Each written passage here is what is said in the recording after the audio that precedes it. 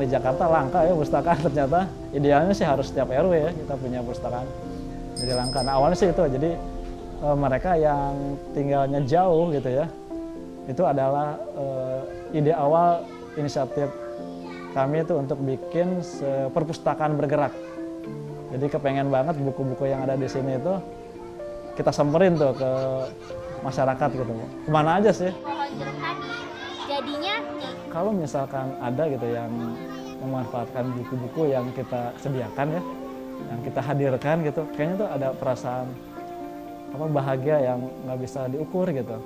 Apalagi kalau lihat anak-anak mau pinjam, mau baca, nah itu seneng gitu.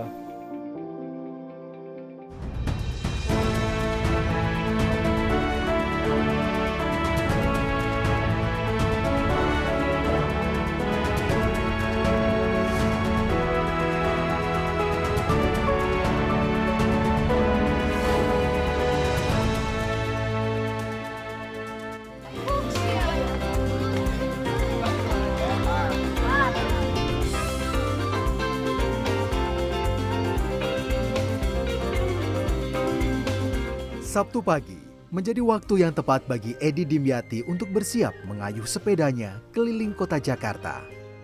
Sejak 6 tahun terakhir, warga Kelurahan Cibubur, Ciracas, Jakarta Timur ini rutin berkeliling mengantar buku-buku bacaan bagi anak-anak di setiap akhir pekan. Dengan sepeda modifikasi yang ia namai Kargo Baca, Edi menyusup lorong, gang demi gang, melewati jalan-jalan perkampungan menuju tempat anak-anak biasa berkumpul, seperti taman, serta ruang publik terpadu ramah anak atau RPTRA. Bagi Edi, menebarkan virus baca di tengah masyarakat, khususnya anak-anak, adalah panggilan jiwa. Ia rela berpeluh mengayuh sepedanya puluhan kilometer untuk mendekatkan akses baca kepada masyarakat yang tinggal jauh dari perpustakaan. Karena kan memang di Jakarta langka ya pustakaan ternyata. Idealnya sih harus setiap RW ya kita punya pustakaan. Jadi langka. Nah awalnya sih itu, jadi mereka yang tinggalnya jauh gitu ya, itu adalah ide awal inisiatif kami itu untuk bikin perpustakaan bergerak. Jadi kepengen banget buku-buku yang ada di sini itu kita samperin tuh ke masyarakat gitu. Kemana aja sih? Belum 5 menit Edi menggelar lapak bukunya, puluhan anak-anak ini sudah tak sabar, antusias memilih buku-buku dongeng atau ensiklopedia yang bisa mereka baca secara gratis. Tak jarang, Edi juga menunjukkan beragam atraksi untuk menarik perhatian siapa saja yang sedang bermain dan berkunjung di taman. Misalnya, dengan atraksi yoyo ini.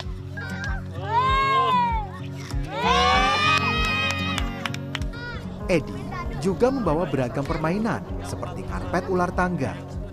Baginya, gambaran orang tentang membaca buku dan berkunjung ke taman baca atau perpustakaan tak boleh menyeramkan.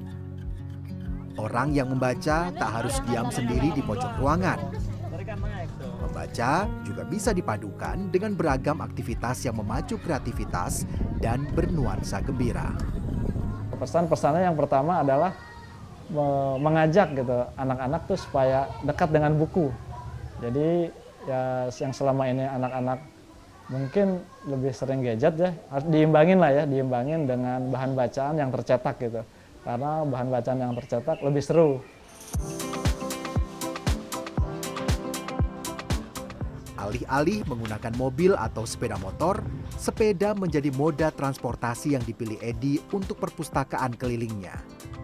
Dengan sepeda, tak hanya mengkampanyekan minat baca, Edi juga sekaligus bisa mengajak masyarakat untuk mencintai lingkungan dengan mengurangi penggunaan kendaraan bermotor. Edi memodifikasi sepedanya dengan bantuan seorang teman sehingga terdapat kargo disertai rak portable yang bisa memuat hampir 100 buku di bagian depan sepeda.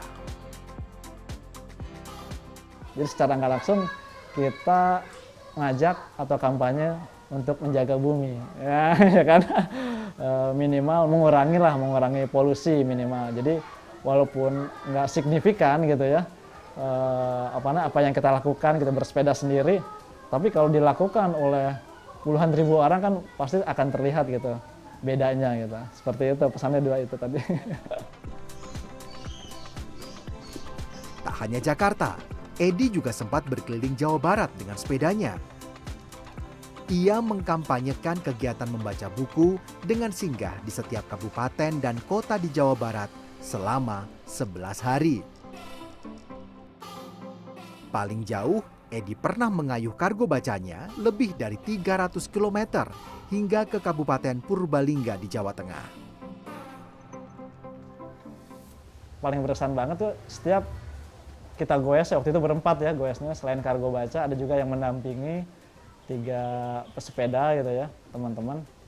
Itu antusiasme dari anak-anak yang kita temui itu luar biasa gitu. Jadi setiap kita bawa nih buku gitu ya, terus anak-anak melihatnya saat bertemu dengan kita tuh seperti menemukan harta karun gitu. Luar biasa banget. Ternyata Jawa Barat yang nggak jauh ya dari ibu kota gitu. Sebenarnya anak-anak itu mau gitu mengakses buku, membaca buku. Ya karena bahan bacaannya itu yang langka ya. Apalagi bahan bacaannya itu tidak semenarik gitu yang kita bawa gitu di sana gitu. Nah, beragam survei menunjukkan tingkat literasi Indonesia cukup rendah dibandingkan negara lain. Seperti survei UNESCO di tahun 2022 yang menyatakan Indonesia berada di ranking 60 dari 61 negara. Kondisi itu nyatanya tak membuat Edi bergeming. Edi melihat antusias masyarakat, utamanya anak-anak untuk membaca buku setiap kali ia berkeliling sangat luar biasa. Kalau misalkan ada gitu yang memanfaatkan buku-buku yang kita sediakan ya, yang kita hadirkan gitu, kayaknya tuh ada perasaan bahagia yang nggak bisa diukur gitu. Apalagi kalau lihat anak-anak mau pinjam, mau baca, nah itu senang gitu. Baginya, bukan minat baca dari masyarakat Indonesia yang rendah, melainkan akses buku bacaan dan perpustakaan yang tak sampai ke unit-unit terkecil suatu lingkungan, seperti rukun tetangga atau bahkan keluarga. Senang nggak belajarnya?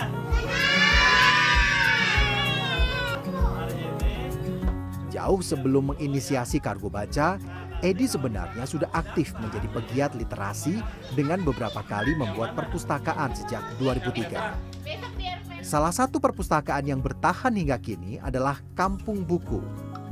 Perpustakaan umum atau taman bacaan masyarakat yang pertama kali dibuka pada tahun 2010 itu berada di teras depan rumah Edi Dimyati. Bisa juga menerangi ruangan. Kegemarannya membaca buku sejak kecil, serta ilmu yang ia dapat saat berkuliah di jurusan Ilmu Perpustakaan Universitas Pajajaran, membuat pria berusia 45 tahun itu ingin mengabdikan sisa usianya untuk gerakan literasi. Awalnya kenapa emang kepengen ya bikin perpustakaan tuh, emang awalnya dari kecil sih suka ya dengan buku, karena keseharian tuh buku tuh selalu dekat gitu, dari orang tua ya, yang mendekatkan saya dengan buku. Nah, berawal dari situ muncul kecintaan dan gak hanya sekedar membaca, dan senang juga menulis gitu. Nah, jadi kedua aktivitas itu, membaca dan menulis, jadi emang udah masuk gitu ya ke dalam jiwa saya gitu. Atas aksinya, Edi juga mendapat banyak penghargaan. Di antaranya, Kargo Baca sebagai komunitas paling menginspirasi Bike to Work Award 2021. Edi Dimyati dianugerahi sebagai tokoh inspiratif dalam Pena Award 2017 dan Kampung Buku sebagai taman baca kreatif tingkat nasional oleh Kemendikbud di tahun 2016. Ini sosok yang luar biasa, mungkin saya sendiri nggak bisa melakukan itu ya. Tapi sosok yang peka terhadap lingkungannya dan peka terhadap bagaimana dia membangun generasi ke depan lebih baik dengan budaya literasi, budaya baca. Ya, dia dengan ketulusan, dengan keikhlasan, dengan berani berbagi, bersusah payah, tanpa harus dibayar segala macam, tapi dia kepekaan itu yang kita butuhkan. Jadi Jakarta ini butuh masyarakat yang peka. Bagaimana membangun masyarakat dengan dengan budaya baca yang lebih banyak. Tapi sebelum dihabisin adik-adik bisa bawa kesannya yang disukai. Kalau menurut saya penghargaan yang saya dapatkan itu yang paling berkesan itu tadi ada perubahan dari anak-anak yang awalnya beraktivitas di sini, terus masuk ke masa remaja dan dewasa, mereka sangat berkesan gitu. Ada sesuatu yang tertanam gitu selama mereka beraktivitas. Nah, itulah penghargaan yang saya anggap itu sebuah penghargaan itu seperti itu.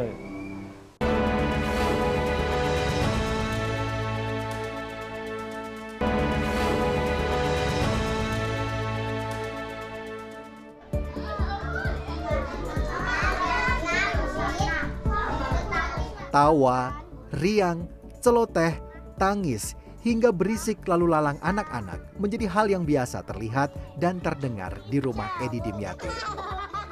Rumah yang berandanya ia sulap menjadi perpustakaan ini tak hanya menyediakan beragam buku bacaan gratis bagi masyarakat di Cibubur dan sekitarnya. Lantai 2 perpustakaan Kampung Buku dijadikan tempat belajar membaca, menulis, dan menghitung bagi anak-anak usia prasekolah. Siswa sekolah dasar yang ingin mendapat tambahan ilmu dan pengetahuan pun difasilitasi tanpa dipungut biaya. Bimbingan belajar di Kampung Buku dibuka 3 sesi, mulai pukul 10 pagi hingga 4 sore. Anak-anak bisa belajar dari hari Senin hingga hari Jumat. Tapi sebelum dihabisin adik-adik udah bawa. Tak hanya belajar calistung, di setiap Jumat biasanya anak-anak dibawa belajar ke tempat terbuka. Mereka diajarkan beragam kreativitas, seperti membuat prakarya dari limbah plastik, belajar mendongeng, atau bermain permainan edukasi. Dari awal berdiri sampai sekarang sih, yang pasti kegiatannya itu bernuansa gembira gitu ya. Karena di sini adalah tempat kita bersenang-senang gitu. Jadi kalau yang serius-serius udah di sekolah. Nah, di Taman Baca Kampung Buku ini yang senang-senangnya gitu. Walaupun kegembiraan itu hanya kemasannya, tapi nilai-nilai edukasi selalu kita sisipi gitu. Untuk membimbing anak-anak, Edi Dimyati dibantu oleh para relawan. Yesi dan Vivi adalah beberapa di antaranya. Udah bisa lah ya. Habibi bukan. Mereka yang semasa kecil juga pernah menjadi peserta didik dan menerima manfaat dari Kampung Buku, merasa perlu kembali untuk mengajarkan ilmu yang mereka dapatkan sebelumnya. 56 nya tadi. Pas saya masuk ke sini tuh terlihat dari semangat anak-anaknya belajar sih. Mereka tuh begitu semangat untuk belajar. Jadi makin tergerak hati untuk membantu di sini. Kalau saya sih emang suka gitu ya sama anak-anak ya. Ngajarin, maksudnya dalam arti ngajarinnya tuh kayak sambil bermain gitu kan. Karena menurut saya anak-anak adalah mungkin saya dulu. Jadi saya mikirnya cerminan, oh mungkin saya dulu kayak gini kali ya. Kegiatan bimbingan belajar di Kampung Buku yang diinisiasi Edi Dimyati tentu saja membantu meringankan beban orang tua untuk mengajarkan calistung kepada anak-anaknya. Pasalnya, orang tua yang harus bekerja terbiasa memberikan gawai kepada anaknya untuk menghabiskan waktu. Ya pertama anak saya sudah belajarnya sudah lancar, membacanya udah ini mulai inilah kosakatanya udah jelas gitu, hitung-hitungannya juga udah bisa dikit-dikit ya gitu, nggak harus cepat juga sih ya. Pertama untuk mengurangi main HP, yang kedua untuk tambah-tambahan ilmu aja supaya anak saya lebih kreatif gitu. 20 tahun berkutat di bidang literasi, layaknya mengendarai sepeda di jalanan berbatu nan terjal. Naik, turun, terjatuh, dan gagal menjadi hal biasa bagi Edi Dimyati. Sebelum Kampung Buku, Edi pernah mendirikan perpustakaan pada tahun 2003. Namun, perpustakaan itu harus tutup karena terkendala tempat dan pembiayaan. Tak patah arang, Edi membuat perpustakaan serupa di tahun 2005. Ke tempat yang kedua. Nah, tempat yang kedua kita bangun lagi perpustakaan sekitar tahun 2005 ya. 2005 sampai bertahan tuh 2009. Cukup lama ya, 4 tahun tuh di perpustakaan yang kita buat gitu. Bersama teman-teman waktu itu berempat ya. Nah, dalam perjalanan 4 tahun itu udah banyak sih di perpustakaan itu keberadaannya dikenal gitu oleh masyarakat gitu, bahkan oleh media juga udah. Cuman sayangnya mesti bertahan sampai 2009. Nah, bertahan sampai 2009 itu bukan karena keinginan kita untuk menutupnya ya, tapi karena kondisi lagi. Jadi rumahnya itu harus dijual gitu. Perpustakaan yang ada di rumah kawan itu harus dijual. Nah, akhirnya bingung tuh mau pindah kemana ya gitu ya. Jatuh bangun mendirikan istana ilmu pengetahuan bernama Perpustakaan dan Taman Baca Kampung Buku hingga seperti saat ini juga dirasakan betul oleh istri Edi Dimyati. Lianti yang mendampinginya sempat ragu atas jalan yang dipilih Edi untuk fokus mengelola Kampung Buku. Terlebih saat Edi memilih berhenti dari pekerjaan tetapnya sebagai jurnalis di sebuah media cetak pada 2010. Jadi dia nggak bisa makan. Awal-awal ada kekhawatiran ya, masalah finansial gitu-gitu.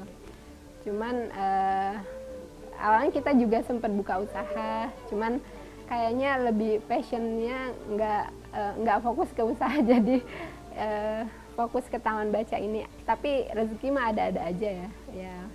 Dia juga masih freelance gitu, masih ada kerjaan yang tapi nggak yang kantoran lagi.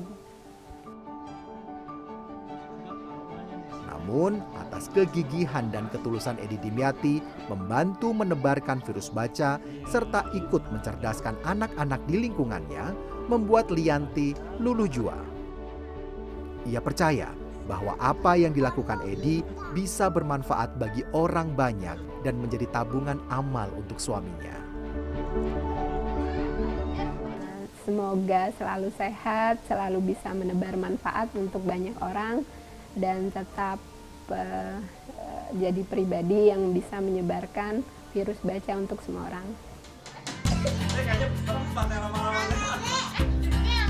Ini bukan uang, bukan jabatan, bukan pula medali dan piagam penghargaan yang diharapkan oleh Edi Dimyati. Melihat anak-anak yang ia ajari saat pertama kali mendirikan Kampung Buku 10 tahun silam kembali mengabdikan diri di bidang literasi dan mengajarkan membaca pada generasi selanjutnya, seperti yang ia lakukan oleh Vivi dan Yesi, jauh lebih berharga dan menyenangkan hatinya. Ya, kalau menurut saya penghargaan yang saya dapatkan itu yang paling berkesan itu tadi ada perubahan dari anak-anak yang awalnya beraktivitas di sini, terus masuk ke masa remaja dan dewasa, mereka sangat berkesan gitu. Ada sesuatu yang tertanam gitu selama mereka beraktivitas. Nah, itulah penghargaan yang saya anggap itu sebuah penghargaan itu seperti itu. Pada akhirnya, setiap untayan doa dan harapan yang terucap dari orang-orang yang setia mendukung Edilah yang menguatkan setiap langkahnya mengayuh gerakan literasi ini. Sama kayak tadi. Jarang ada kan sosok kayak ayah laki-laki mengabdikan diri untuk masyarakat seperti itu Masya Allah banget. Jarang sekali. Kang Edi tuh baik banget, terus jarang ya kita temuin yang tergerak di bidang sosial yang sebegitunya gitu. Keren sih Kang Edi, semoga sehat selalu Kang Edi.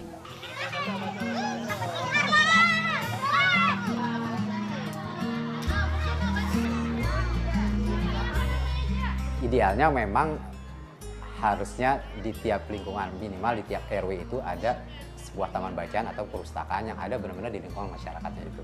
Walaupun akan lebih ideal lagi di tiap lingkungan RT, karena satu RW itu pun kadang ada yang berjumlahnya sampai 10 ataupun 17 RT, dan itu satu RT pun bisa kurang lebih 70 sampai 100 kepala keluarga, dan artinya kan kebutuhan dari akses bahan bacaan yang dekat di masyarakat itu sangat dibutuhkan.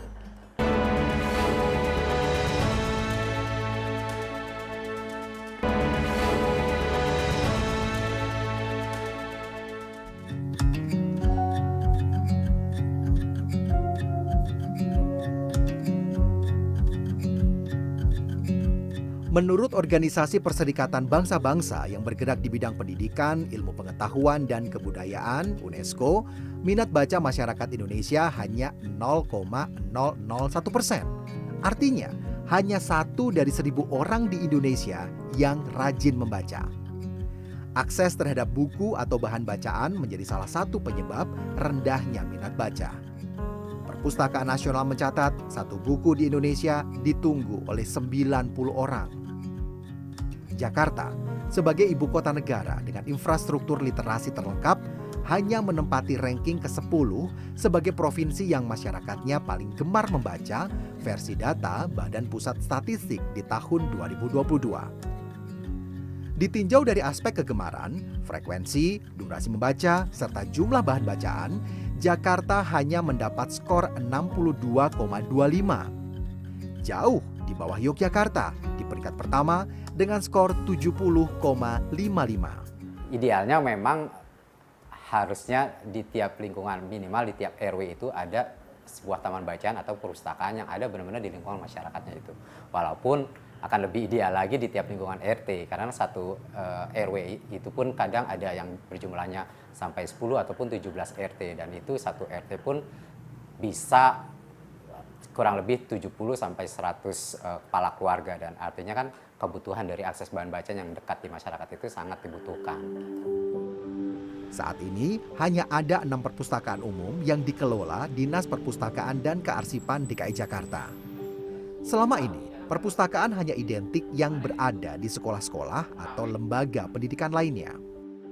Dispusip DKI Jakarta sebenarnya sudah membuat beragam program literasi. Salah satunya program Baca Jakarta yang dilaksanakan setiap 3 bulan sekali. Namun hal ini tak menjawab permasalahan aksesibilitas bahan bacaan hingga ke unit organisasi terkecil di setiap lingkungan. Ya, tanpa adanya peran serta dari masyarakat atau hanya misalnya dinas perpustakaan saja yang peka terhadap budaya literasi ini nggak akan berjalan. Tapi kita sebagai pemangku yang diamanatkan untuk bagaimana meningkatkan budaya baca di Jakarta, kita terus berkomunikasi dengan komunitas. Kita bangun dengan berbagai macam dialektikanya. Forum Taman Bacaan Masyarakat DKI Jakarta sendiri mencatat saat ini setidaknya ada 100 komunitas yang berperan aktif dalam kegiatan literasi di ibu kota. Selain itu, ada sekitar 65 taman bacaan yang dikelola secara swadaya oleh masyarakat, seperti Kampung Buku milik Edi Dimyati. Namun, untuk bisa bertahan dalam tempo waktu yang cukup lama dan menggelar beragam kegiatan literasi, Taman Bacaan Masyarakat perlu legalitas dan pengakuan dari dinas terkait sebagai modal untuk menjalin kerjasama dengan pihak ketiga. Mereka membutuhkan semacam tanda aktif perpustakaan. Iya, tuh. Itu yang karena sebuah pegangan banget nih buat kita di taman bacaan bagi pengelola gitu. Karena taman bacaan yang dikelola oleh masyarakat ini mereka memang berdasarkan kepedulian aja terhadap lingkungan. Mereka punya semangat aja untuk berkegiatan sosial. Tapi di sini ingat bahwa kita adalah non formal. Kita bukan formal dari bidang pendidikan itu sendiri. Nah, kebutuhan kita untuk bekerja sama dengan mitra-mitra lainnya adalah kadang diperlukan dalam hal akta notaris misalnya, ataupun juga suatu izin yang menyatakan bahwa kita memang di bidang di bawah dinas apa, seperti itu. Karena selain akses, masalah lain yang teridentifikasi menyebabkan rendahnya minat baca di ibu kota adalah budaya membaca. Paling penting syarat untuk meningkatkan minat baca itu 2. Pertama itu ada buku, ketersediaan buku. Jadi kalau misalkan di rumah tuh, di keluarga kalau bisa tuh adalah buku ya, walaupun nggak banyak gitu. Tujuannya apa? Tujuannya anak-anak dari kecil tuh sering bertemu dengan buku, tujuan itu. Yang kedua, keteladanan orang tua. Nah, ya kan, jadi dari orang tuanya sendiri, karena kan yang sering ketemu sama anak kan orang tua kan pasti kan. Nah, kalau misalkan orang tuanya memberi keteladanan dalam hal aktivitas membaca itu, insya Allah gitu bisa terpupuk dari kecil dan nanti setelah remaja bisa cinta gitu dengan buku gitu. Kargo Baca dan Kampung Buku hanyalah sebagai penunjang, sarana mendekatkan bahan bacaan kepada masyarakat. Kemauan dan keinginan untuk membaca itu sendiri hanya bisa dibiasakan dari masing-masing pribadi seseorang. Karena menurut Edi, membaca bukan hanya sekadar merapal huruf demi huruf atau kata demi kata. Membaca sama juga membuka jendela, menambah wawasan dan perspektif kita tentang banyak hal yang tidak bisa kita lihat dan rasakan sebelumnya. Menuntaskan misi literasi itu nggak bisa sendiri, itu udah pasti. Karena kita kan hidup sosial ya, jadi butuh kolaborasi. Nah, jadi ya harapannya harus terus menjalin silaturahim dengan teman-teman komunitas yang lain, dengan kelompok yang sama-sama mengusung tema literasi atau kelompok-kelompok yang lain yang beririsan misinya gitu ya. Jadi menjalin kerjasama, kita bergerak bersama untuk melakukan sesuatu, dalam hal ini mengkampanyekan minat baca ya. Jadi kalau misalkan banyak yang melakukan hal yang sama di seluruh Indonesia, pastikan gerakan literasinya akan lebih terasa. Itu harapannya.